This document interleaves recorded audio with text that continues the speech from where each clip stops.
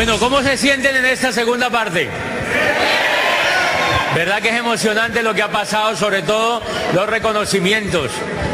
Bien, entonces vamos a arrancar, tenemos poco tiempo, la verdad, con esta segunda parte. Y esta segunda parte es,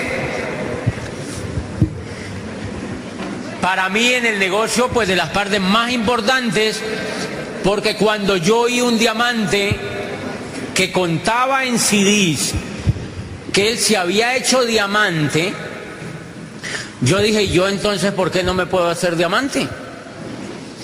Si ese tipo dice que yo soy abogado, que él era abogado, y yo también soy abogado, ¿por qué yo no me puedo hacer diamante? O sea que el valor que tiene la historia es importante, porque es para que tú conectes y para que te des cuenta, pues que yo tuve los mismos problemas y quizá peores que los que tú tienes y pude hacer ese negocio. Entonces yo te voy a contar la historia para que te des cuenta que cualquier ser humano que tenga un sueño puede hacer ese negocio, que cualquier ser humano que esté harto de los resultados que está obteniendo allá afuera puede hacer ese negocio, y que cualquier ser humano que realmente quiera tener cambios significativos en la vida puede hacer ese negocio. Entonces arranquemos un poquitico. Yo les cuento que cuando yo empecé, yo siempre fui muy inquieto con las cosas que pasaban a mi alrededor. Cuando yo me acuerdo que yo, igual que ustedes, la mayoría, pues fui al jardín. Yo no sé si en ese tiempo existían, pero yo me imagino. Pero yo de chiquitico iba a una cosa allí. Y yo también fui a la escuela como ustedes, y yo hice el bachillerato. Yo recuerdo que a mí me enseñaban dónde estaban los ríos y los afluentes y los riachuelos, y todos los ríos me los enseñaban. Y yo me acuerdo que a mí me los enseñaban y yo tenía que decir la lección de dónde estaban los ríos, los riachuelos, los afluentes, como si yo fuera a ser pescador.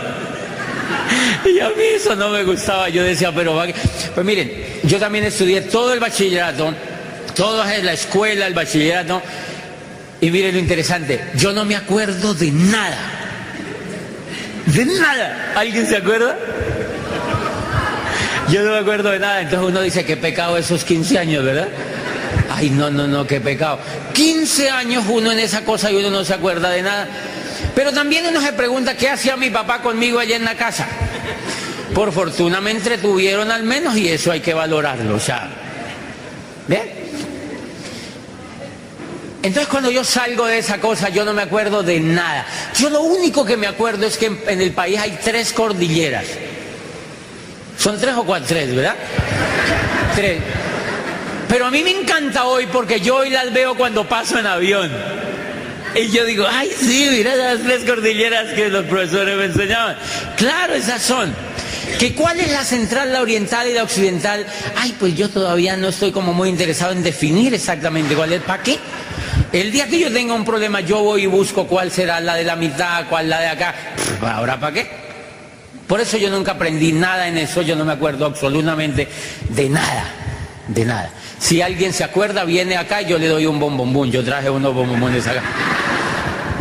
Y entonces, yo igual que ustedes, yo no sé ustedes, pero cuando yo terminé el bachillerato, yo me gradué, y yo veía que todo el mundo se iba a hacer una carrera.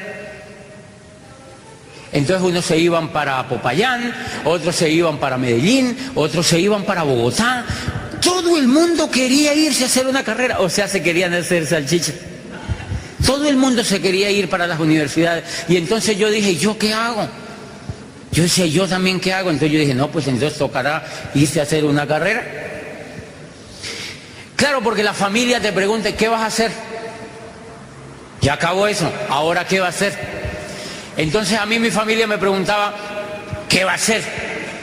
Y yo dije, no, pues vamos a ver. Y me dijo, no, estudio una carrera de noche. Yo vivía en Neiva. Entonces me dijeron, estudié una carrera de noche. Y entonces yo me puse a pensar y yo dije, si es tan difícil encontrar un profesor exitoso de día, imagínense de noche. ¿Sí? O sea, yo dije, porque de noche la gente llega muy cansada. Y la gente, yo veía que yo empecé a estudiar una carrera nocturna y la gente llegaba así, o sea, cansada de trabajar todo el día y hacer una carrera de noche. Y los profesores llegaban más cansados todavía que los alumnos. Entonces a mí no me llamaba la atención eso, yo quería algún ambiente más loco, pues como más lleno de energía y donde se pudieran hacer otras cosas. Entonces yo por esos días llegó una revista a mis manos. Yo ya sospechaba que la educación no lo llevaba a uno a ningún lado, o sea, la educación tipo salchicha ojo, porque no me opongo a la educación, no es lo mismo la educación que las carreras, ¿están de acuerdo? Thomas Alva Edison era un educado impresionante, el cerebro más brillante de los Estados Unidos, pero él no fue a la universidad porque en el colegio la maestra lo votó. En la escuela la maestra lo votó porque era un niño hiperactivo. Hoy a los niños hiperactivos los llevan donde el psicopedagogo, pediatra, y le dan una pastillita para que se vuelva bien imbécil.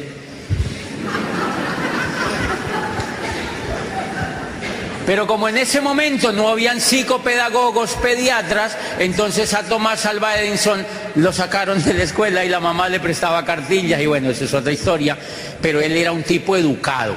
Yo ya sospechaba que la educación era buena, pero que esa cosa de las carreras, eso no lo llevaba a uno a ninguna parte, porque yo veía el fracaso profesional en general. Eso hace 20 años. 20 años, o sea, la era industrial ya llevaba churruscando de 30 años. La era industrial se empezó a caer en 1959 y en 1900 yo estaba entrando a educarme para trabajar en la era industrial y después uno dice, ¿qué será lo que me pasa? O sea, yo estaba hello totalmente, porque no tenía información. En 1959 la era industrial se empezó a caer y nace la era de la información. Y yo en 1991 estaba decidiendo si estudiaba o no una carrera. Decidí estudiar una carrera para trabajar en una era que ya no existía, que quedaban rezagos. Por eso cuando yo veo esos muchachos hoy en día yo digo, ay Dios mío, porque van a tener que aprender por ellos mismos. Van a tener que aprender por ellos mismos. Y bien, entonces yo entro en la disyuntiva, ¿yo qué hago?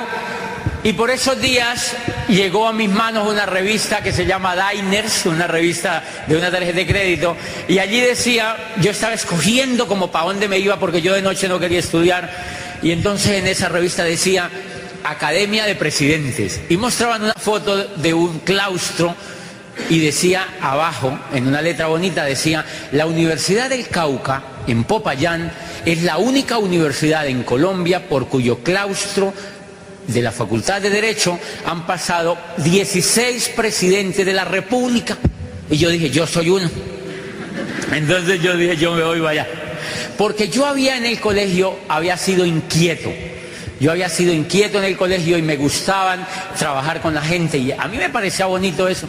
Yo todavía no sabía bien cómo era esa vuelta, entonces yo dije, yo me voy para allá. Y me fui para Popayán. Yo, o sea, pasé a la universidad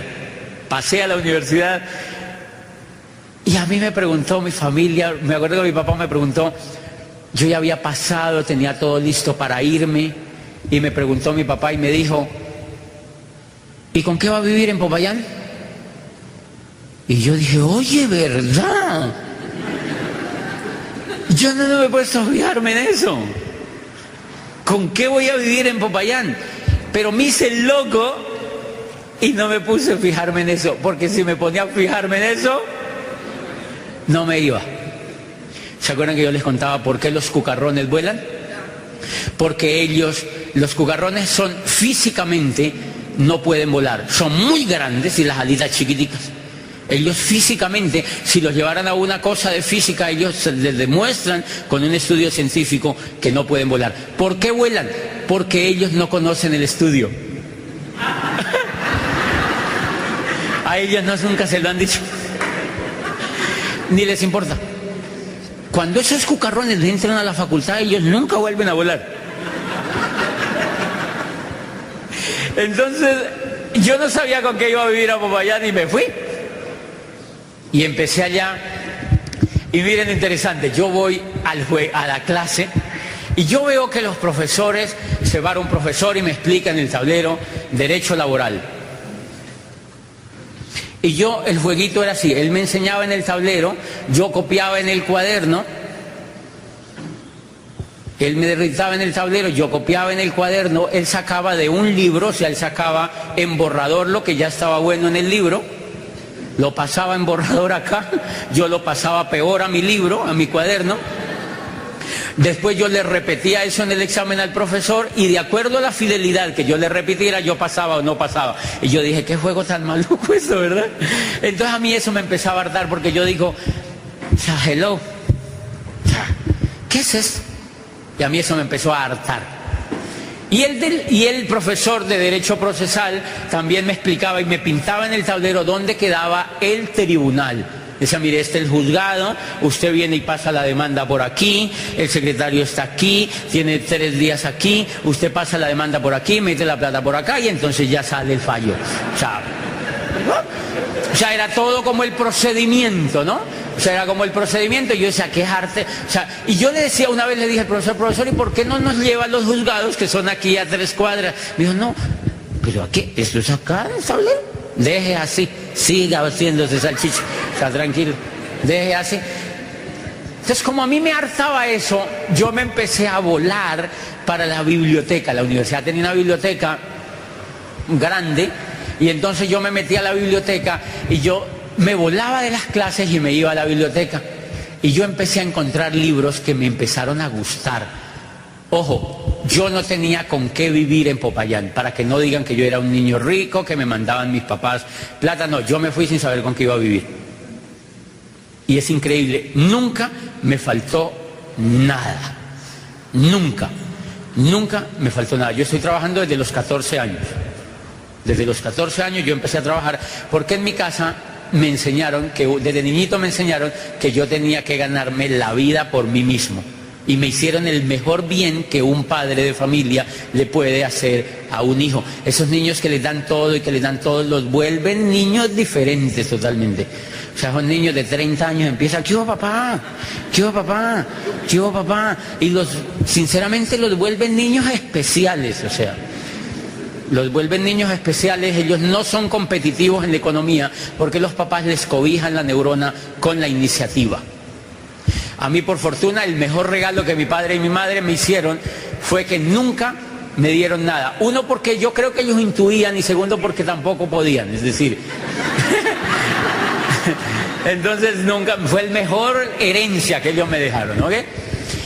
Y entonces yo desde los 14 años estaba trabajando, entonces cuando yo llego a Popayán, yo me empiezo a ganar la vida, yo trabajaba en lo que salía, nunca hice trabajos extraños, sino que trabajaba. Y yo empecé a ir a las clases y no me gustaba, entonces me empecé a ir a la biblioteca. Y en la biblioteca empecé a encontrar libros que me gustaban. Y una vez cogí un libro, y ese libro era de Borges. Era un libro de Borges, y en ese libro de Borges contaba, o el biógrafo era un biógrafo de Borges que escribía la vida de Borges, y entonces decía que Borges soñó toda la vida con ser el director de la Biblioteca Nacional de Buenos Aires. Toda la vida soñó con eso. Y justo en la época cuando lo nombran de director de la Biblioteca Nacional de Buenos Aires, quedó ciego, total. Imagínate un escritor ciego total. Entonces los amigos iban y lo visitaban, así como uno va donde los amigos, hay que pesar, o sea, cómo lo lamentamos, nos unimos a ti, así. Entonces él compone, en respuesta a todo lo que le expresaban sus amigos, él compone el poema de los dones. Y les dice, no rebajéis a lágrima o reproche esta demostración de la maestría de Dios, que con magnífica ironía me dio a la vez los libros y la noche. Y yo decía, wow, esto sí es mucho genio. Y a mí eso me gustaba. Y yo decía, debe haber más cosas. Y ¡fum! Cogí otro libro, y era un libro de Shakespeare, que se llamaba Sueño de una noche de San Juan, que es lo mismo Sueño de una noche de verano. ¿Se acuerdan de Shakespeare? Espectacular. Y en ese libro, Hermia, que es una mujer, un personaje de Shakespeare, se quería casar con Demetrio, Pero en esa época nadie se podía casar con el que quería, sino con el que podía, porque el libro está escrito en la época victoriana, de la Inglaterra victoriana. Y entonces Hermia está desesperada por casarse con Demetrio, pero no la dejan, tienen que casarse con Pedro Patatías, con otro. Entonces Hermia va donde Teseo y le cuenta, le dice, mira, Teseo, el dios de los griegos, le dice, yo quiero casarme con Demetrio, pero me obligan a casarme con fulano. Entonces Teseo le dice, cásate, cásate con Demetrio, pues para esta tierra más vale la rosa arrancada del tallo a la que marchitándose sobre la espina virgen crece, vive y muere solitaria y triste. Y entonces yo decía, wow, esto está espectacular. Y volvía y tomaba otro libro, y era un libro de Camilo José Cela que se llamaba Pabellón de Reposo, donde contaban toda la historia de los que se morían de tuberculosis. Toda la historia de los que se morían de tuberculosis en aquella época. Y hay una muchacha jovencita que se está muriendo de tuberculosis y otro muchacho en las mismas condiciones. Y ese muchacho le envía una carta y le dice, tú eres muy linda, permíteme estar un momento contigo porque me enamoras. Entonces la niña le dice, el lindo eres tú. Escribe una carta, el lindo eres tú. Tú tienes el corazón de oro. Lo que pasa es que está ahogado por ese caparazón de cultura que se obstinan en colgarle como lastre a aquellos que hubieran podido nacer para poetas. Y entonces eso me empezó a avivar y yo buscaba más libros y buscaba más libros y buscaba más libros. Y buscaba más libros y buscaba más libros y empecé a avivarme esa energía por leer más. Y la tapa la encontré yo en el colegio. A mí me habían puesto a leer 100 años de soledad. Yo nunca lo había leído porque a uno le dice, tienes que leer, entonces uno no lo lee. Es como en ese negocio cuando le dice, tiene que entrar, entonces uno no entra. Es lo mismo. O le dice uno a la novia, deme un beso, y la novia entonces no se lo da. Pues el beso, o sea, no le da el beso, porque es lo mismo. Entonces a mí me ponían el libro a leer 100 años de soledad, yo nunca lo leí. Y ese día yo tomé del anaquel un libro muy bonito, en un tomo muy bien hecho, y era 100 años de soledad, y mire lo que decía. Muchos años después, frente al pelotón de fusilamiento, el coronel Aureliano Buendía no podría olvidar aquella tarde remota en que su padre lo llevó a conocer el hielo. Macondo era entonces una aldea de 20 casas de barro y caña brava construidas al lado de un río de aguas diáfanas que se precipitaban por un lecho de piedras enormes y pulidas como huevos prehistóricos. Dice, el mundo era tan reciente que muchas cosas carecían de nombre y para mencionarlas había que señalarlas con el dedo. Todos los años, por el mes de marzo, una familia de gitanos desarrapados plantaba su carpa cerca de la aldea y con pitos y timbales daban a conocer los nuevos inventos. Primero llevaron el imán. Un gitano corpulento de barba montaraz y manos de gorrión hizo una truculenta demostración pública de lo que él mismo denominaba la octava maravilla de los sabios alquimistas de Macedonia. Fue de casa en casa arrastrando 2 lingotes metálicos y todo el mundo se espantó al ver cómo las pailas, los calderos, las tenazas y los anafes se caían de su sitio y cómo la madera se retorcía del desespero de los clavos y los tornillos tratándose de desenclavar y cómo las cosas que hacía mucho tiempo se habían perdido aparecían por donde más se les había buscado y se avalanchaban en desbandada turbulenta tras los mágicos fierros de Melquiades. Y mire cómo termina. Las cosas tienen vida propia, solo es cuestión de despertarles el alma, decía el gitano con áspero acento. Y eso me impresionó.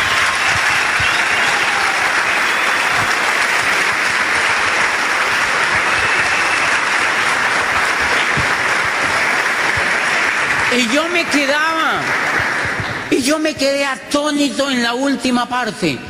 Las cosas tienen vida propia, solo es cuestión de despertarles el alma, murmuraba el gitano con áspero acento. Y yo dije, esto está como un secreto. Sin saberlo, yo estaba pegado del programa educativo. Ya tenía mi PEC y yo no lo sabía. Yo ya estaba estudiando el PEC y los demás estaban estudiando Derecho.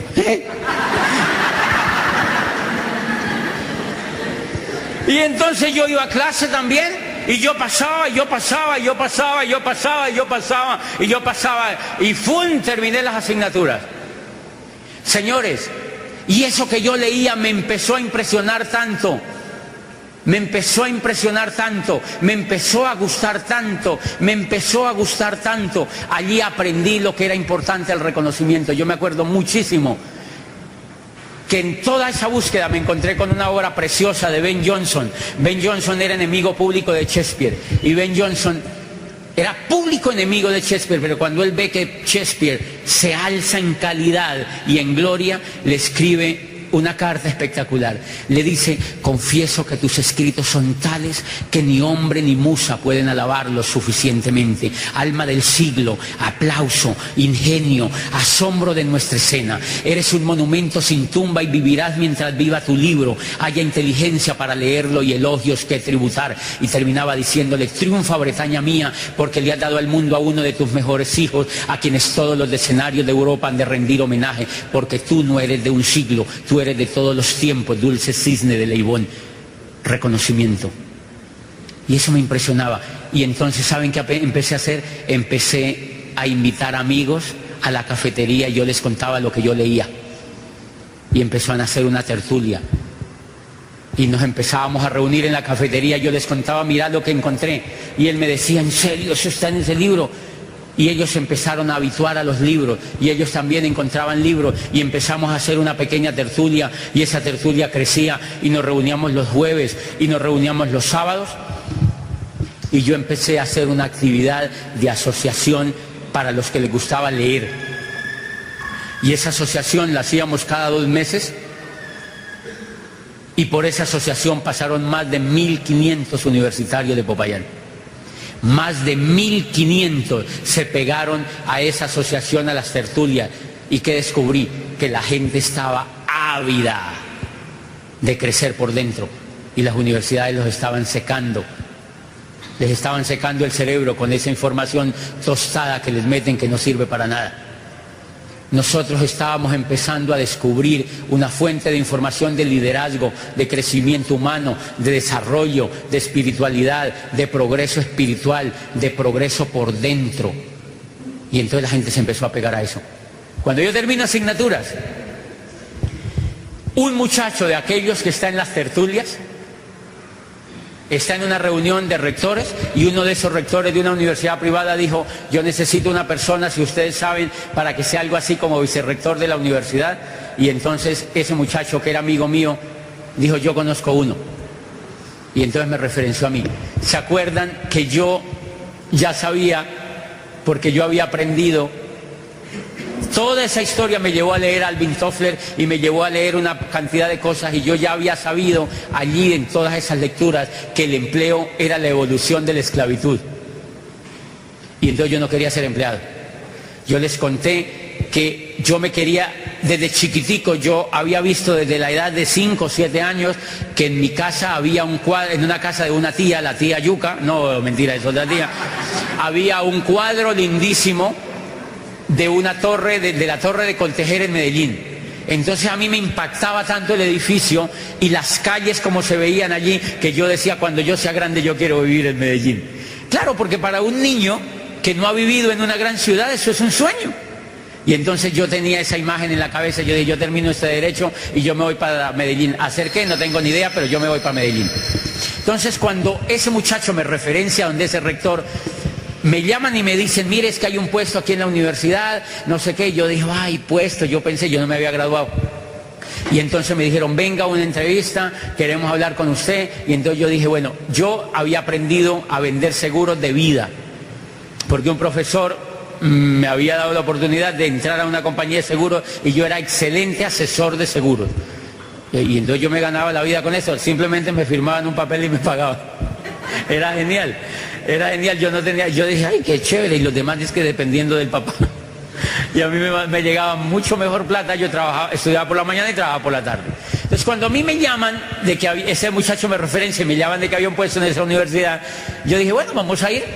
Pero yo no quería ser empleado, yo me quería ir para Medellín, a aventurar, a buscar algo. Fíjense, yo ya estaba terminando la carrera, yo no sabía qué iba a hacer en la vida. Grave cosa. Grave cosa. Grave cosa, ¿sabe qué aprendí? Hoy, ¿qué aprendí?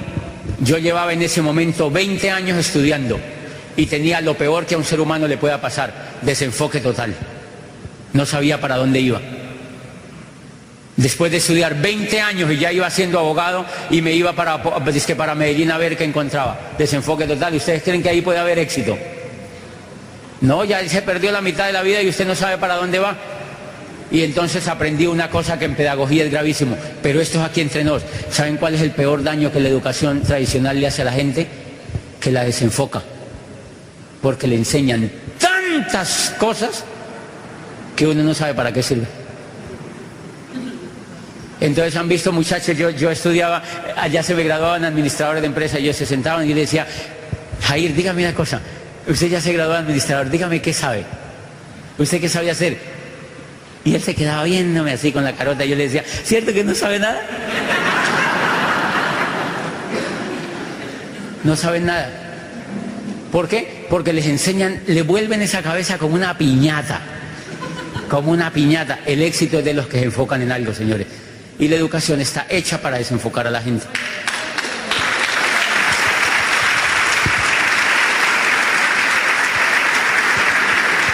Entonces entran estos niñitos con por ejemplo, Beethoven estaba desde los 4 años ya tocando el violín y a él no le dijeron, ay, vaya a la escuela que le enseñan aritmética. ¿Qué carajo? Quería ser violinista y punto y se acabó. Esa gente sí sabía ya cómo era la educación. Alejandro Magno, el profesor, era Aristóteles. A él no le dijeron, vaya allá a la escuela a ver que se gradúe, no. Quería ser conquistador, punto. El profesor era Aristóteles. Entonces, ¿qué es lo que pasa? Que estos niñitos los desenfocan desde el comienzo. Ellos ya tienen la chispa de lo que quieren, pero los empiezan a desenfocar desde están pequeñitos. Los empiezan a desenfocar y dura el desenfoque 20 años. Y han visto que uno termina 20 años y entonces ahí empieza el trabajo de ¿cómo me enfoco ahora? ¿Cómo me enfoco? Después de que lleva 20 años desenfocado, enfocarse ya es complicado. Entonces el peor problema que yo tenía era que estaba desenfocado. Voy a la entrevista en esta universidad y ahí estaba toda la junta, el Consejo Superior y la asamblea ahí reunida y yo me acuerdo que me dijeron, doctor, hemos oído, doctor, yo ni me había graduado. Entonces me dicen, queremos que usted, pues que nos presente la hoja de vida porque hemos oído que a usted le gusta trabajar con la gente, que no sé qué. Entonces me dijo uno de los miembros, creo que fue el rector, me dijo, doctor, ¿usted por cuánto trabajaría en esta universidad? Entonces yo me acuerdo que como yo tenía poquitas ganas, entonces yo les dije como 500.000 pesos por encima de lo que se pagaba normalmente en el medio. Y entonces me dijo, ¿y es negociable? Y yo le dije, sí, hacia arriba. ¿Es de negociar? Señores, ¿por qué creen que yo les di esa respuesta? Porque no tenía miedo acá adentro. Porque lo que yo había leído me daba buena actitud. Por eso leer es básico, señores, en este negocio. Básico. Porque si la gente lee, tiene buena actitud. Y mire lo interesante. Me voy y al otro día me llamaron y me dijeron, doctor, queda contratado. Y yo, ay, me agarraron aquí ahora sí. Y entonces me metí ahí a trabajar de vicerrector. A los 6 meses yo hice un buen trabajo, yo reunía a profesores y yo estudiaba la pedagogía, leía de noche y criticaba a los pedagogos y empecé a meterme en los griegos y empecé a explicarme de dónde demonios se inventaron las carreras. ¿Quién se inventó esas salchicherías? ¿Sí me entiende? ¿Quién se le ocurrió armar semejante salchichería para desenfocar a la gente? Porque a mí eso no me había hecho casi ningún bien. Entonces yo estudiaba eso, yo agarraba a los profesores y los insultaba pues como vicerrector y trabajábamos rico con ellos. Y bueno, a los 6 meses de trabajar en esa universidad, yo estaba en Bogotá y me contaron por teléfono que el rector se fue de la universidad, ya llevaba mucho tiempo, entonces el rector se fue y me llamaron, doctor, hemos hecho una asamblea extraordinaria y todo el consejo está de acuerdo que usted sea el rector. Y yo, ay, pero rector, yo tenía 27 años, no me había graduado, estaba más desubicado que un carajo, no tenía ni idea qué era lo que iba a hacer con mi vida, entonces yo les dije, bueno, está bueno, y me dijeron, queremos saber si usted acepta, les dije, aceptado.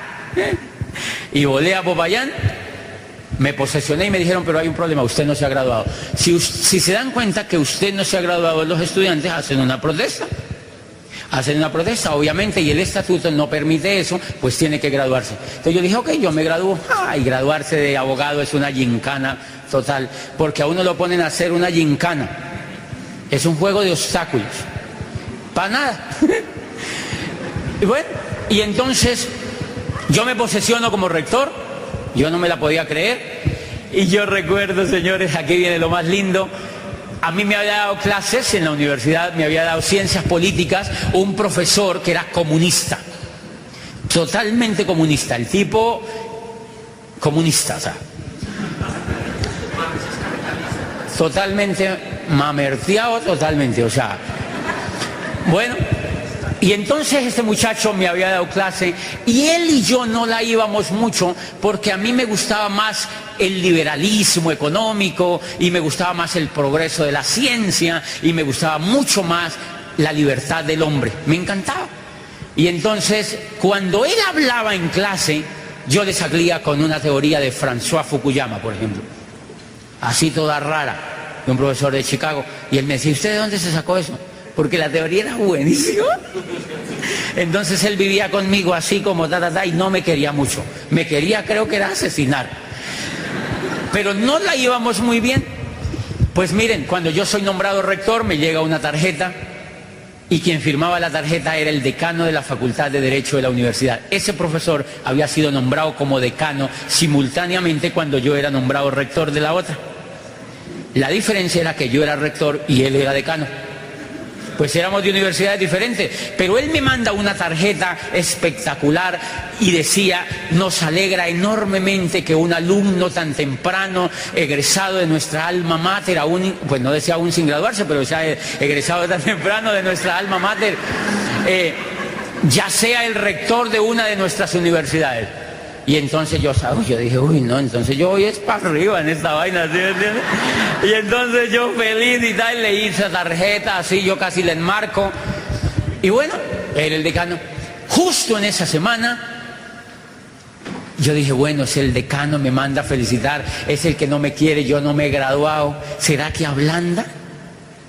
Pues porque él es el que decide prácticamente el grado. Señores, la amistad sirve en todo. Lo que pasa es que uno no lo sabe. Eso está en una cosa que se llama Cómo ganar amigos e influir sobre las personas, que se lee en este negocio. En esta universidad. Pues justo en esa semana llega el decano, ese decano que me manda la tarjeta, llegó a la oficina mía con una cara de aquí hasta aquí, la sonrisa.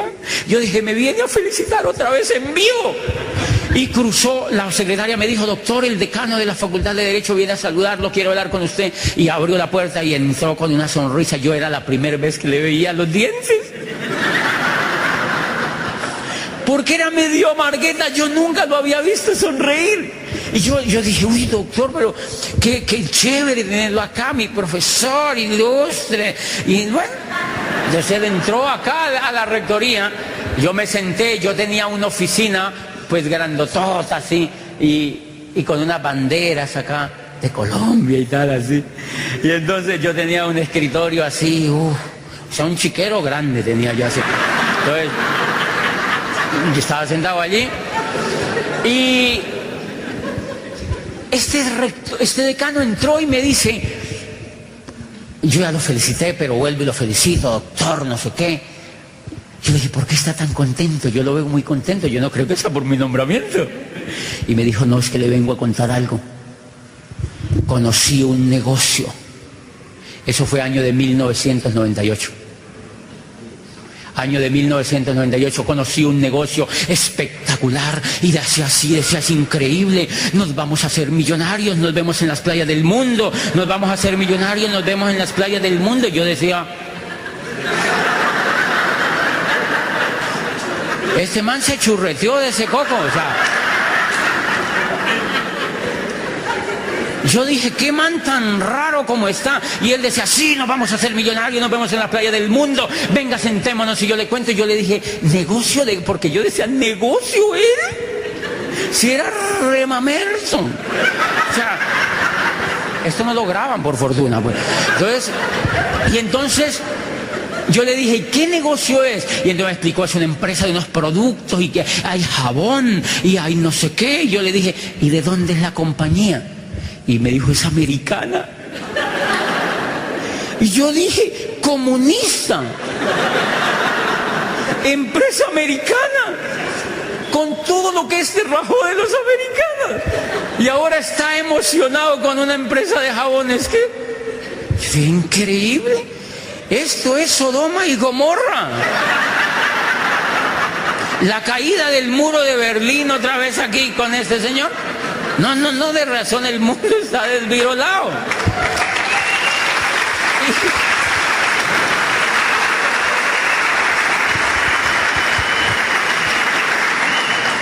Pero él soltó un par de frases que me dijo, usted necesita entrar a este negocio, doctor.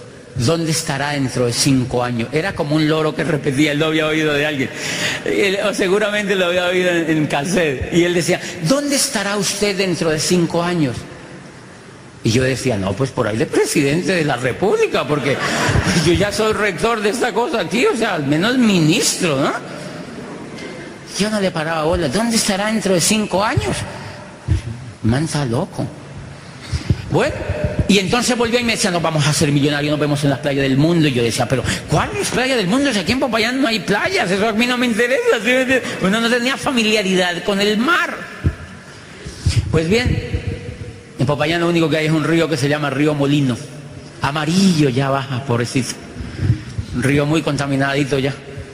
Y entonces, no hay playas allá. Y ese lenguaje me parecía re loco. Entonces él se sentó y me hizo un monacho ahí en una hoja. Yo no sé ni qué me mostró. Yo le dije, ¿y usted qué es lo que quiere? Le pregunté y me dijo, que entre, me dijo. Que entre, doctor, conmigo a eso.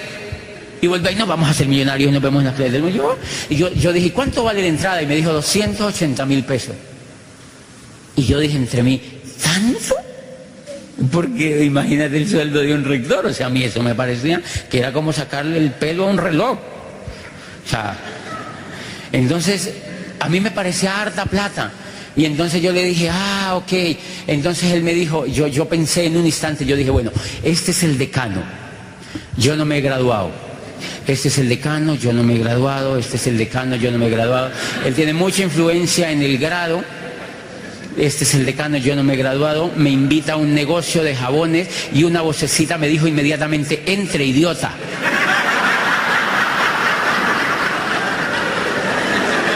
Entre, idiota.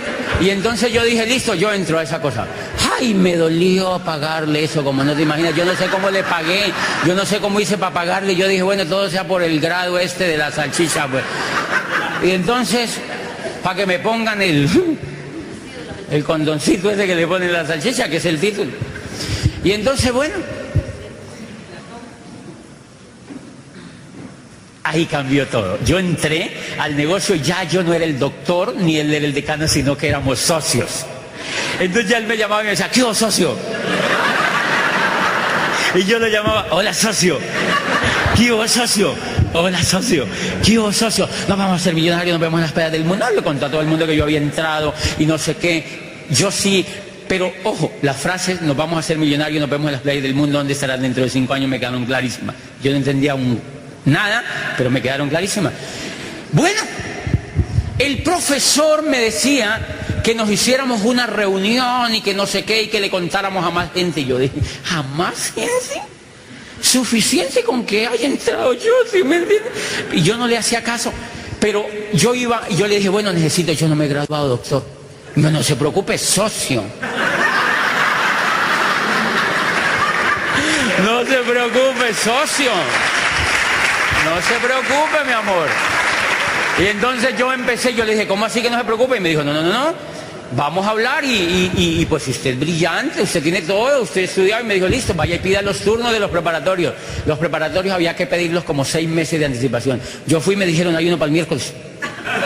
Y yo le dije, hecho. La gente se preparaba como 6 meses para irse a presentar, porque eso era como si le pusieran acupuntura a uno, o sea, uno iba. Entonces yo dije el miércoles, yo dije, ay sí, yo dije, yo llevo 5 años aquí, me he metido, alguna cosa digo en esa cosa ya, eso alguna cosa se me ocurre, yo dije, tengo que graduarme, miércoles, listo, pum, el primero. Lunes de la otra semana, me dijo, hay otro doctor. Y yo le dije, la secretaria me llamaba y me decía, hay otro turno. El socio trabajaba por su socio. Hay otro turno, entonces el lunes, pum, otro. Bueno, lo cierto es que me graduó en mes y medio. Ojo, no me regalaron nada, para que no vayan a poner denuncias ni cosas de esas, ¿eh? No me regalaron nada, simplemente acortaron los términos, señores. Y éramos socios además, ¿no? Y bueno, me graduó, me graduó y entonces yo me acuerdo que mi socio fue a mi grado, tan bello, mira, fue a mi grado, yo me graduó y ya era graduado. O sea que yo le debo a este negocio hasta haberme graduado, mire. Si no hubiera sido por mi socio no me había graduado tan fácil. Y entonces me graduó en el salchichón, me graduó y entonces ya era más tranquilita la rectoría y mi socio empezó, vamos a hacer la reunión, y yo, ay, este man siguió, ¿verdad que este man? Entonces yo le dije, ok, hagamos una reunión. Entonces yo invité a una reunión y adivine a quién invité, a mis profesores, a los profesores de la universidad con los cuales yo tenía mayor influencia, los que yo les daba el contrato, y cité un grupo de profesores. Y les dije, necesitamos mañana hacer una reunión para que vean una cosa ahí, no se den bien, es una cosa interesantísima para que la vean, así uno haciendo el pendejo. Y las profesores se reunieron. Y yo fui a la reunión y yo me quedé así atrás como agente secreto. O sea, nadie sabía que yo estaba ahí. Y él dio el plan con un amigo. Y entonces yo me acuerdo que él pintó bolitas. Él pintó bolitas aquí. Y pintaba una bolita y pintaba otra bolita y decía, mire, entonces ustedes son una bolita, y yo dije, ellos ya saben que son una bolita, sí, ellos ya saben. Y él pintaba así bolitas y no sé qué. Entonces yo pensé al fondo, yo decía, o sea que yo soy una bola de esas. ¡Qué boludo! ¿Sí entiendes? O sea que yo... Y él terminaba diciendo, nos vemos en las playas del mundo, nos vamos a hacer millonarios. Y yo otra vez con ese cuento de las... Los profesores creo que no entendieron nada. Si no entendía ni el rector. Ellos no habían entendido nada, nadie entendía nada de eso. Y entonces yo me acuerdo que una profesora dijo, profesora, ellas no me habían visto que yo estaba, profesora, ¿usted va a entrar al negocio? Y la otra le dijo, no, yo no voy a entrar a eso. Entonces ella le dijo, yo sí voy a entrar. Entremos para colaborarle al rector. Vea, yo voy oyendo eso y salí por el otro lado así. Y me fui para la oficina. Y nunca más quise volver a saber del famoso negocio. Me cobijé la neurona del todo. Me hirieron el ego. Y yo tenía poca inteligencia emocional. La inteligencia emocional consiste en transformar lo que le pasa a uno en bueno. Yo eso lo transformé en basura y adiós. No pude reciclar eso y entonces me quemé, me voy para la rectoría, había llegado una caja, a mi apartamento había llegado una caja, yo tenía un perro y ese perro acabó con la caja, él había desarmado la caja, yo había visto un tarro rondando por todas partes, yo ni supe nunca de qué fue, en la caja venía un cassette y yo me acuerdo que yo metí al equipo ese cassette y en ese cassette no hablaba, gritaba. Una señora centroamericana, me acuerdo que era, yo lo puse un día a ver qué era eso, ya había pasado lo de los profesores, y esa señora gritaba, hagan de cuenta como si a una lora usted le pega un corta uña así de una ala. Gritaba la señora, yo cogí, ¡pum!, apagué ese equipo, yo dije, no, ¿qué es esa grosería? Yo acostumbraba a los discursos académicos, así circunspectos y todo. Yo apagué eso y no quise volver a saber. El decano me llamaba y yo decía, ay no, yo ya me gradué, ya deje así. Bueno, pasó el año, yo seguí de rector, yo no me renové, yo seguí de rector y miren lo que empecé a notar. Yo trabajaba, me iba en la casa, trabajaba todo el día, me iba en la noche a ver televisión. Trabajaba, veía televisión y compraba. Trabajaba, veía televisión y compraba. Primero, carro nuevo, fiao. Tarjetas de crédito, corbatas, trajes y un apartamento, fiao. ¿Ustedes han conocido a alguien que haya hecho eso? Y entonces yo trabajaba, veía televisión y compraba. Trabajaba, veía televisión y compraba. Trabajaba, veía televisión y compraba. Trabajaba, veía televisión y compraba. Y llegó un momento en que todo lo que compraba la plata no me alcanzaba, entonces yo prestaba plata. Compraba con las tarjetas de crédito, entonces empecé. Trabajaba, veía televisión, compraba y me endeudaba. Trabajaba, veía televisión, compraba y me endeudaba. Trabajaba, veía televisión, compraba y me endeudaba. Y yo me empecé a hartar porque yo decía, ¿y este jueguito es así toda la vida? Ay, de razón, yo no quería estudiar.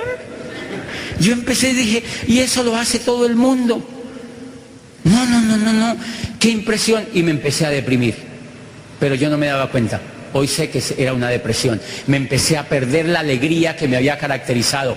Por la ocupación de la rectoría yo no había vuelto a leer a Shakespeare, yo no había vuelto a leer poesía, yo no había vuelto a tener el PEC porque ya no me quedaba tiempo y el coco se me empezó a churruscar.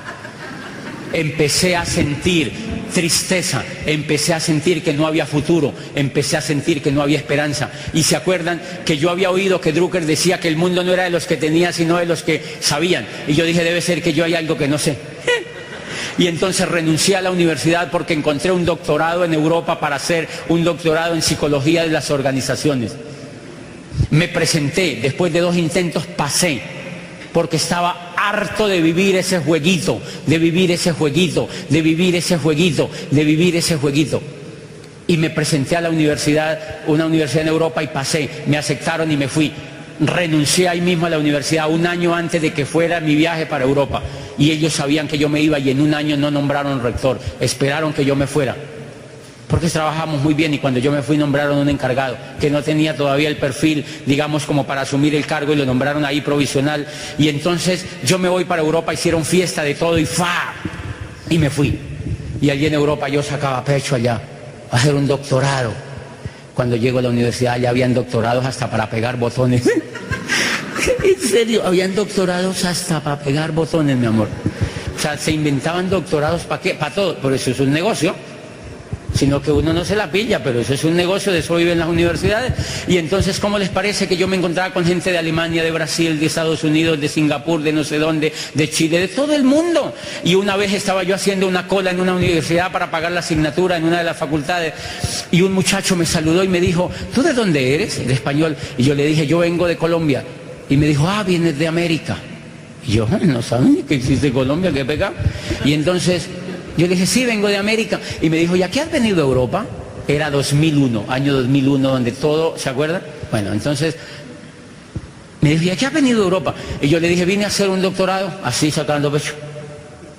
Y me dijo, ¿y si has venido de América a Europa a hacer un doctorado? Yo le dije, sí. Al ratico le pregunté, ¿y tú qué haces? Y me dijo, yo acabo de terminar mi licenciatura. Y yo le dije, ¿no vas a estudiar un doctorado? Y se quedó viéndome y me dijo, ¿y eso como para qué? Y me di cuenta de la primera realidad. Señores, los únicos que estudiaban doctorados era gente que iba becada por universidades públicas, universidades o institutos o la Reina Sofía. Allá todo el mundo beca a todo el mundo y los que no tienen en qué gastarse más la plata, entonces mandan a los profesores para Europa, porque aquí creen en este país que con doctores se va a salvar el país. Eso cree la ministra de Educación, que es que con doctores se va a salvar el país, o sea, con cazadores de dragones. Y entonces yo empecé a notar una cosa, que los únicos que estudiaban era gente que iba becada, y yo en las reuniones veía, yo decía, ¿y tú con quién te pagas? A mí me becó la Reina Sofía, a mí me becó el Príncipe Felipe, a mí me becó el gobierno de Brasil, a mí me becó la Universidad del Quindío, también becaba, a mí me becó la Universidad de Antioquia, a mí me becó la del Atlántico, a mí me becó la Universidad de La Habana. Y yo decía, ¿y a mí quién me becó? Yo era autobecado otra vez, ya llevaba 30 años autobecándome y estaba pobre y despistado. Y el doctorado era una extensión de la carrera, igualitico otra vez. El profesor explicaba, uno copiaba, pasaba en borrador y volvían y lo examinaban. Y yo dije, ¡ay no! ¡Qué horrible! Y yo había estudiado con el padre Borrero una cosa que se llamaba Historia de la Universidad. El padre Borrero fue rector de la Javeriana, nos hicimos muy amigos y él me prestaba una información espectacular sobre dónde habían sacado la universidad. Y entonces yo me acordé de que en esa época, en la época medieval, había que ir a las universidades porque los libros estaban en las abadías. Entonces no se podían cargar para otro lado porque no habían sino mulas. ¿Y cómo se llevaban unas mulas con un mundo de libros para Roma? Entonces los de Roma iban a París mejor, porque era muy pesado. Pero el mundo cambió, la internet, las telecomunicaciones, todo, y nosotros ya desde Europa. O sea, siguieron con la neurona cobijada haciendo lo mismo. Entonces yo negocié con la comisión de doctorados y me volví para Colombia. Negocié con ellos que yo me volvía para Colombia y avisé en Colombia que yo me venía. En Colombia se enteraron que yo me venía. Pero antes de yo entré en un desespero impresionante porque ahí sí estaba perdido del todo. ¿Qué esperanza tenía? Otra vez a venir a trabajar. Mire lo que yo hacía. Yo decía otra vez a trabajar, ver televisión, comprar y endeudarme. Trabajar, ver televisión. Y yo decía, no debe ser que así es la vida porque todo el mundo hace eso. Y yo me acordé de una cosa. Yo había leído, saben ustedes, miren lo que yo hacía, trabajaba, veía televisión y compraba, y estaba en Europa a puertas de volverme para acá otra vez a hacer lo mismo. Miren lo que hace un cerdito. Lo que hace un cerdo es lo siguiente: él come y duerme. Come y duerme. Come. ¿Qué era lo que yo estaba haciendo? Lo mismo, solo que además trabajaba. El cerdito come y duerme. Por eso ustedes nunca han encontrado un cerdito que diga, ¿cuándo yo tendré un chiquero así de grande como esto? Algún día. Él no sueña, el cerdo no sueña, porque él lo único que espera es que le llegue su Navidad. O sea que yo descubrí una cosa. Yo llevaba 30 años estudiando y la universidad, toda la educación me había puesto a vivir como el cerdito, mire. Porque nunca me enseñaron a soñar. Nunca me enseñaron a soñar. Y descubrí una cosa, me acordé de que yo había leído en Victor Drocher que la diferencia entre los seres humanos y los animales es que los animales no sueñan. Los únicos que sueñan son los seres humanos. Y yo saqué la primera conclusión. O sea que esta pinche educación que yo he tenido, lejos de volverme a mí ser humano, me ha animalizado. Porque no me ha enseñado a soñar. Porque llevo 30 años estudiando para trabajar, ver televisión y endeudarme. Para trabajar, ver televisión y endeudarme. Eso es lo único que yo sabía hacer. ¿Ustedes han visto gente afuera así que ha estudiado y hace lo mismo? O sea, gente que la animalizaron mediante la educación de la era industrial. Y entonces yo me acordé ahí de mi rector, de mi decano, que él me había dicho, existe una empresa que se llama Amway para montar un negocio propio. ¿Dónde estará dentro de los 5 años? ¿Y cuál era la respuesta de mi corazón? Peor que antes por no haber hecho caso, por no haber escuchado información, por no haber sido juicioso, por haber sido egoísta quizá con la información. Y miren lo interesante, me acordé del tal Amway y busqué en internet, Amway España, y me apareció Amway España, edificio Pacific, los Hospitales de Llobregat en Barcelona. Un italiano que era amigo mío cogió y me llevó allá en su carro y yo me bajé allá. Yo andaba buscando algo. Primera característica importante, este negocio no lo hace alguien que no ande buscando. Yo hice este negocio porque yo andaba buscando algo. Por eso no se desgasten con esa gente que no anda buscando nada. Busquen gente que ande buscando algo. Por eso esos muchachitos yuppies que salen de la universidad y los coge una empresa a trabajar y usted les presenta algo y dice, ay no, yo ya sé de eso. Yo he visto mucho, le doy el plan y una vez le di el plan a un tipo egresado de una prestigiosa universidad de 25 años. Y el muchachito me dijo, no, eso está muy interesante, pero a mí no me interesa por ahora porque es que yo acabo de salir de la universidad, yo ya llevo 2 años trabajando en esta empresa y soy tan bueno en esta multinacional que me van a mandar a Londres a estudiar inglés. Para cuando vengan me ascienden de puesto. Yo le dije, sí, Juan Carlos, eso no es para ti. Pero en mi corazón yo digo, miren ya lo explotan en español, ahora quiere que lo exploten en inglés. Pero él no sabe, señores. Él se va a dar cuenta dentro de 20 años cuando lo eche esa empresa y se dé cuenta que nunca construyó nada. Y eso ya me estaba pasando a mí en Europa. Y yo fui a buscar el tal Amway ese y fui al edificio Pacific. Y mire lo que me pasó. Voy al mostrador. Yo no tenía ni idea cómo se hacía ese negocio. Yo no sabía que existía una universidad que soportaba el negocio, que se llamaba Pronet. Yo no sabía. Yo no sabía que existía una información impresionante que lo volvía a uno profesional. Yo lo que sabía que era una empresa de productos. Y en el mostrador me pasaron una serie de catálogos. Y yo le dije a la muchacha, yo quiero entrar a este negocio, yo quiero hacer este negocio porque me han dicho que este negocio es próspero. O sea, yo ya había tocado fondo. Ya había tocado fondo. Por eso hay mucha gente que no ve esto, porque están esperando tocar fondo. Están esperando tocar fondo. Yo ya había tocado fondo. El orgullo ya se me había bajado y empecé a buscar ahora sí las soluciones. La muchacha me prestó a mí un grupo de catálogos, paquete de catálogos. Yo le dije, yo quiero hablar con la persona más exitosa que hay aquí en España para yo aprender y para que me enseñe. Y la muchacha me dijo, ok, te voy a presentar con doña Rosa. Yo en todos los seminarios les cambio el nombre para que no la busquen.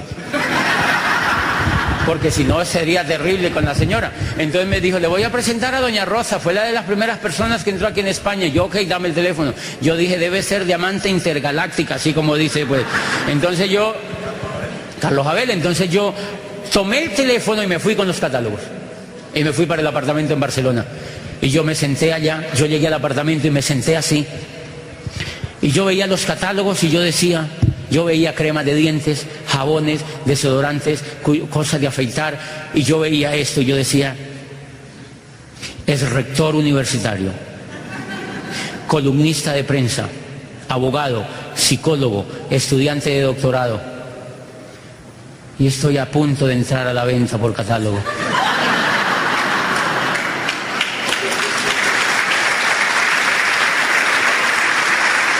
Estoy a punto de entrar a la venta por catálogo. Yo volvía y veía los catálogos y yo decía, qué bajo he caído, qué bajo he caído. Yo me sentía como una señora de Yambal. O sea, me sentía, o sea, yo decía, debe ser que yo soy una cabeza de familia. Increíble, yo me sentía despistado, mucho más despistado, mucho más despistado, mucho más despistado, mucho más despistado, mucho más despistado. Pero sin embargo llamé el teléfono y me contestó doña Rosa. Yo creo que la señora casi se desmaya. No es lo que están pensando, casi se desmaya cuando yo llamé, porque yo le dije, señora, yo quiero conocer el negocio. Siempre yo dije, yo voy a buscar más, yo quiero conocer el negocio, yo quiero hablar con usted porque me han dicho que era la exitosa. Me dijo, claro, nos vemos mañana a las 5 de la tarde. Yo le dije, listo, en la esquina de no sé qué, con no sé dónde. ¡Pum! Yo llegué como 5 minutos antes. Y saben que yo me acuerdo, yo me acordaba de mi madre, yo le decía a mi madre, tiene que haber algo para mí, tiene que haber, eso tiene que ser espectacular y tiene que ser para mí. Señores, hay muchos seres humanos que no valoran esta oportunidad, no la valoran, porque la vida no les ha dado todavía los garrotazos que se merecen. Y muchos de los están esperando, pero igual los tienen que hacer, porque esto es totalmente una tendencia que yo ya la había visto y no la había visto. Y voy donde la señora y me reúno con ella. Y ella estaba feliz porque yo la había encontrado y me dijo, camine para mi casa. Y nos fuimos para la casa de ella, me presentó a su marido, pues al de ella. Y entonces, y a sus niños, tenía 3 niños lindos. Y yo le dije, doña María, ¿usted cuánto lleva en el negocio? Doña Rosa. Rosa María, ¿eh? Doña Rosa María, ¿cuánto lleva usted en el negocio? Por favor, sean cómplices, ¿eh? Y le dije, doña Rosa María, ¿cuánto lleva usted en el negocio? Y ella me dijo, yo llevo 12 años. Y yo le dije, ¿usted qué hace fuera del negocio? Yo la veía que vivía normalito. Y entonces me dijo, yo trabajo en el ayuntamiento. O sea, trabajar en el ayuntamiento es como trabajar en la alcaldía de Armenia.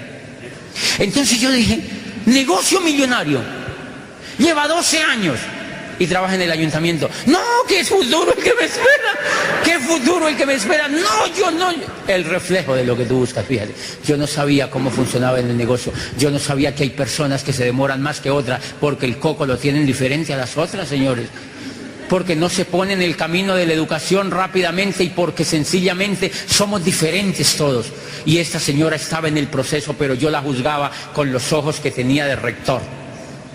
Yo no sabía que ella necesitaba un proceso y un tiempo para educarse. Yo no lo sabía y por eso yo casi me achurrusco. Pero yo seguí yendo a su casa. Y cada que yo iba me daba maní. Me daba maní, yo comía maní y volvía y me decía el marido, no vamos a ser millonarios, nos vamos a ser millonarios, nos vemos en las playas del mundo, esto va a explotar, esto va a explotar, esto va a explotar, esto va a explotar, esto va a explotar, esto va a explotar, estamos trabajando mucho, esto va a explotar aquí en España, esto va a explotar, esto va a explotar. Entonces yo dije, año 2001, todo estaba explotando y el tipo me decía que esto iba a explotar. Yo dije, no, yo mejor me voy para Colombia, que tal que esto explote. Y me fui. Y me vine para Colombia. Y me vine para Colombia y dije, yo no entro a esa cosa, porque no entendí nada. Ellos me mostraban productos y me daban maní. Me mostraban productos y me daban maní. Me mostraban productos y me daban maní. No, qué maravilla de negocio. Y entonces yo me vine para Colombia y volví, me posesioné de rector de la universidad. ¿Se imaginan la esperanza que tenía? ¿Se imaginan la motivación que tenía. Yo decía, es increíble no saber, pues ¿para qué sirvo? O sea, estar tan despistado es bien difícil. Hay mucha gente que se muere despistada y no es capaz de buscar lo que realmente quiere. No es capaz de hacer algo definitivo. ¿Sabían ustedes que las personas que no les gusta la mediocridad buscan hasta el último centavo para encontrar lo que les gusta? Las personas mediocres no les gusta hacer eso. Mejor dicen, dejen así, igual la vida es una, morámonos rapidito, ¿sí me entienden ya? Pero yo no me soportaba eso, y con todo eso lo que me pasó, llegué a Popayán y me posesioné. Y yo seguía en mi corazón diciendo, debe haber algo para mí, debe haber algo para mí, debe haber algo para mí, debe haber algo para mí, debe haber algo para mí. Después entendí, un día iba pasando por la calle, yo llevaba 3 años de volver a estar como rector otra vez. Había completado el 8º año ya de rector, y estaban que me echaban. Claro, ¿quién se aguanta un rector 8 años? Eso es una peste allá adentro, porque es mucho tiempo. Los rectores acá se los tienen 2 periodos, yo llevaba 4.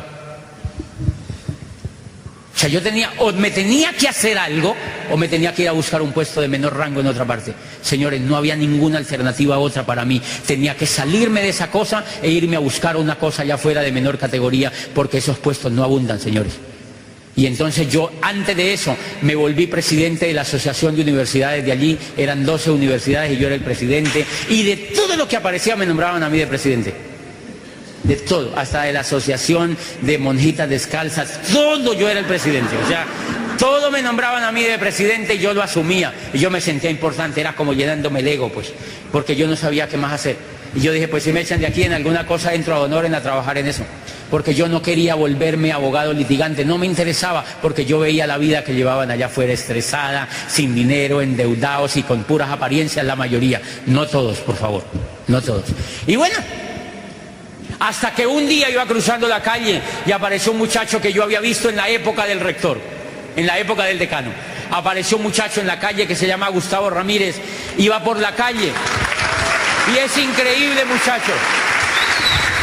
Ese muchacho me simpatizaba, me caía bien, y yo lo vi ese día, andaba todo bonito, andaba encorbatado, y yo también andaba encorbatado porque yo era rector. Clave el mensaje que uno le lanza a los demás con la apariencia personal. Ustedes no se imaginan lo importante que es. Si yo lo hubiera visto con unos jeans apretados o cualquier cosa, yo no le paro bola, ¿sí me entienden? O sea, yo lo vi que era ejecutivo, que andaba bonito. Andaba como un señor de negocio y andaba con un bolsito así. Y entonces me dijo, hola José, ¿cómo estás? Casi nunca nos veíamos. Él decía, yo he ido a muchas de las charlas que tú das de los congresos y cuando tú inauguras las cosas, yo hoy me meto allá y te veo. Y él me había oído hablar y yo en los discursos hablaba de sueños. Yo le hablaba a los estudiantes de sueños. Y a nosotros lo que nos daba era sueño allá adentro. O sea, yo les hablaba de sueños porque yo decía, yo había leído biografías y yo sabía que los sueños existían. Pero yo no sabía cómo hacer realidad mis propios sueños. Y entonces, ese muchacho me dijo, yo le quiero contar algo. Y me dijo, yo le dije, ¿qué estás haciendo? Y me dijo, yo estoy haciendo el negocio de Amway. Creo que al principio me dijo, yo estoy haciendo un negocio. Yo quiero hablar contigo, yo hace rato te tengo en una lista, quiero que hablemos porque es un negocio espectacular que trabaja por internet. Yo le dije, ¿qué negocio es? Me dijo el de Amway. Yo, otra vez eso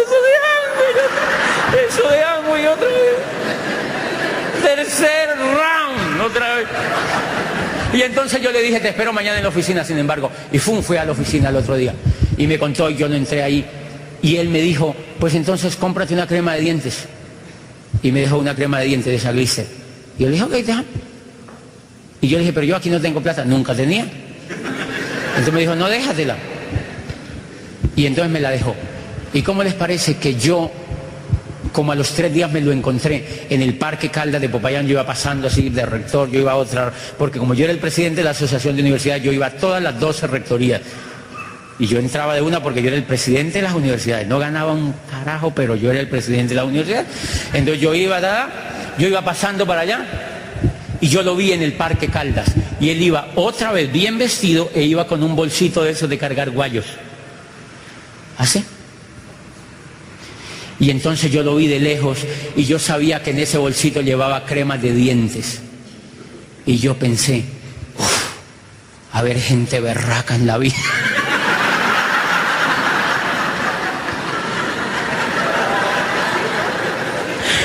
Así dije yo. Yo dije, a ver, gente berraca en la vida. Y siguió. A los 3 días volvió a la universidad. Adivinen por qué yo dije eso, porque la percepción que yo tenía era una percepción pobre de lo que era el proyecto. Él sí sabía para dónde iba, yo en ese momento no sabía lo que él estaba haciendo. Por eso no te importe jamás lo que piensan los demás de ti. Tú tienes que saber para dónde va. Él sabía para dónde iba. Señores, y él volvió a la rectoría y fue. ¿Y cómo les parece que la secretaria me dijo, doctor, allí está el señor Gustavo, el de la crema de dientes? Y yo, ay, a cobrar esa crema de dientes. Yo nunca tenía para pagársela, se los aseguro. Porque a mí siempre me faltaban menos 500.000 pesos. Siempre. Cada mes me faltaba. Y yo no tenía hijos. Ni tenía familia que mantener. Era un vago con una rectoría. Y no tenía plata. Uno gasta más plata. Yo compraba corbatas, televisores, cositas para apariencia, pero nunca tenía plata y andaba endeudado. Y cada que le iba a cobrar la crema de dientes yo no tenía plata para pagarle, pero yo era el doctor. Él entró a mi oficina y me dijo, no te preocupes. Yo le dije, yo en ese momento no tengo plata, tengo que ir al cajero. El cajero no daba ni leche, no había nada. Y entonces ese cuento que uno echa es que tengo que ir al cajero, no hay nada en el cajero. ¿Cómo? Sí, el cajero le dice, hello, no sabe dónde está la bolita. Y entonces él vuelve de cuenta y me dice, yo creo que ese día a mí me cogió con las defensas bajas. Por eso nunca abandonen a alguien que no entra de una vez, vuelvan. Sobre todo si es un buen perfil. Él no se rindió, él volvió y él dice hoy en día que me dejó la crema de dientes para tener un pretexto para volver a cobrármela. Y él dice, así me lo hubiera pagado, yo le hubiera dicho, no me la pagué todavía. Porque él quería volver a hablar conmigo, él quería que yo ingresara al negocio, él sabía que yo no lo había visto. Y hoy me dice él que él decía, ojalá donde este man vea ese negocio. Porque él llevaba 10 años, 10 años, llevaba 7 años oyendo CDs. Oyendo información y él ya sabía que esto era una espectacular oportunidad. Y entonces entró a mi oficina, volvió y me dijo, y yo me acuerdo, yo creo que estaba con las defensas bajas y yo le pregunté, le dije, oye, yo he oído en esa cosa que hay diamantes, ¿qué es eso? Eso suena bonito. Y me dijo, esa gente se hace millonaria. Los que llegan a diamantes se hacen millonarios y se hacen libres de por vida. Yo le dije, ¿en cuánto no se puede gastar? Y me dijo, eso hay gente que llega en 2 años, ha llegado en 3 años. Y le dije, ¿en serio? Y me dijo, sí. Yo le dije, ¿usted se va a hacer diamante? Y yo le vi la carota y me dijo, sí. Y yo vi que eso era verdad. Y le dije, listo, papacito, nos vamos a hacer diamante los dos. Hagámosle a eso. Hagámosle a eso. Hagámosle a eso. Hagámosle a eso. Y arrancamos, mi amor. Yo no tenía ni idea, pero yo me dejé arrastrar por el sueño de él. Por eso yo, esa gente la adoro. Gustavo, para mí, no se imaginan lo que yo los quiero. Esa pareja, Gustavo y Diana, no te imaginas lo que yo los quiero. Tú siempre tienes que agradecerle a la persona que te presentó este negocio, así tú no lo entiendas hoy en día. Otra cosa es que el coco tuyo todavía no lo entienda. Pero tú tienes que agradecerle a la vida porque esto es impresionante. Ellos los quiero mucho, yo empecé a trabajar con él. Una vez me llegó a mí con una caja de cassette, una cajita de cassette, un paquetico de cassette y me lo dejó. Y a los 8 días me dijo, ¿ya los escuchó? ¿Ya los escuchó? Y yo no los he escuchado porque yo no tengo equipo. Tengo equipo, pero no es de cassette, es de CDs, en el carro. Entonces él decía, no, ¿cómo hacemos? ¿Y en tu casa no tengo un equipo? No, sí, yo tengo un equipo, pero no funciona la casetera. ¿Yo puedo ir a tu casa y te lo arreglo? Y se fue a mi casa y se sacó el equipo y se lo llevó a arreglar el equipo porque él quería que yo oyera los cassettes. Y se llevó el equipo a problema para recuperar ese equipo. Porque no lo pudieron arreglar, lo destaparon y ustedes saben que en Colombia destapan lo de los japoneses y no lo pueden volver a cuadrar porque le sobraron 5 piezas al equipo. Y entonces no lo pudieron volver, eso quedó todo extraño, yo todavía lo tengo con una mata sembrado porque no volvió a servir.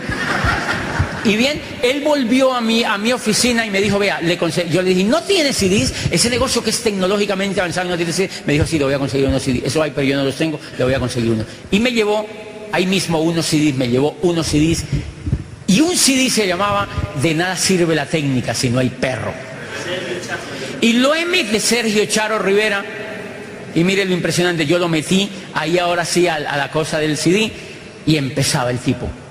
Y empezaba el tipo, y empezaba el tipo, y yo lo oía, y yo decía, ¡ay, eso es impresionante! Yo no tengo un perro, yo lo que tengo es un rinoceronte atrás. O sea, esto es para mí, esto es impresionante. El tipo dice que la gente vive genéticamente casi como programada para que sea pobre, y que uno tiene que romper ese ciclo porque los seres humanos lo pueden romper. Y yo decía, eso es lo que a mí me ha pasado, esta educación me achurruscó la neurona. Yo necesito levantarme de esto que me pasa. Y le dije, y metí otro. Primer diamante en Colombia, de Alejandro Hillera, y decía el muchachito, yo hice este negocio porque yo no quería terminar donde todo el mundo termina. Si tú quieres terminar en un sitio diferente, tienes que hacer cosas diferentes. Y yo decía, ese es, yo no quiero hacer así, eso es diferente, yo quiero. Y eso me daba moral, y empecé a pegarme de los diamantes. Y Gustavo no me asesoraba. Gustavo es muy inteligente, no me asesoraba. Si hubiera sido alguien, Torombó lo coge y me asesora, y me mata. Él me pegó de los diamantes para que los diamantes me asesoraran mediante los CDs. Primera diferencia. Gustavo en Europa me daban maní. Gustavo me daba CDs. Cuando yo oigo esos CDs me empiezo a emocionar, me empiezo a emocionar, me empiezo a emocionar, me empiezo a emocionar. Y yo le digo, Gustavo, ¿tienes más de esos CDs? Y me dijo, no, no tengo más. Yo le dije, ¿te acuerdas del decano? Yo ya estaba excitado con el negocio y me dijo... Yo le digo, sí, me acuerdo del decano, le dije, vamos a la casa, que tal que él tenga. Yo no había comprado ni un desodorante, señores, no había comprado ni un jabón, no había comprado ni una crema de dientes, pero ya tenía la visión en la cabeza, ya se me estaba metiendo el sueño en la cabeza. Y entonces fuimos donde el decano, salió la esposa y me dijo, no, nosotros nos separamos, ya no vivimos juntos, no sé qué, pero hemos comprado un mundo de material y por ahí está esa caja. Yo le dije, ¿material? ¿Qué tipo de material? Y me dijo, cassette. Son un mundo. Y yo le dije, ¿no me vende eso? Y yo, sí, si quieres se los vendo. Y ha sacado una caja impresionante de cassette. Y yo le dije, ¿cuánto vale? Y me dijo, no, yo no ni me acuerdo, eso era carísimo. Y yo le dije, mientras se acuerda, yo me la llevo. Hasta el sol de hoy. Yo me llevé la caja para la casa, me llevé la caja para la casa y me fui. Y yo tenía un Volkswagen Escarabajo que tenía para casetera. Y entonces yo empecé a meter y empiezo a escuchar Luis Costa, Miguel Aguado, Luis Carrillo, Iván Morales, Tato Lizardi, Mario Orsini, Tim Foley, y todos hablaban familia, prosperidad, progreso, libertad, familia, prosperidad, progreso, libertad, sueños, tienes que soñar, tienes que soñar, tienes que soñar, tienes que cambiar tu mente, con esa mente no llega, tienes que cambiar tu mente, cambiar tu mente, cambiar tu mente. Me he escuchado 150 CDs en un lapso como de 15 días. Me he pegado una enmarihuanada con eso. Impresionante, muchachos. Impresionante. Y eso para mí fue como haberle metido candela al Challenger, ¿han visto? Así ese humo que saca así. Y yo me levé y me iba, y empecé plan,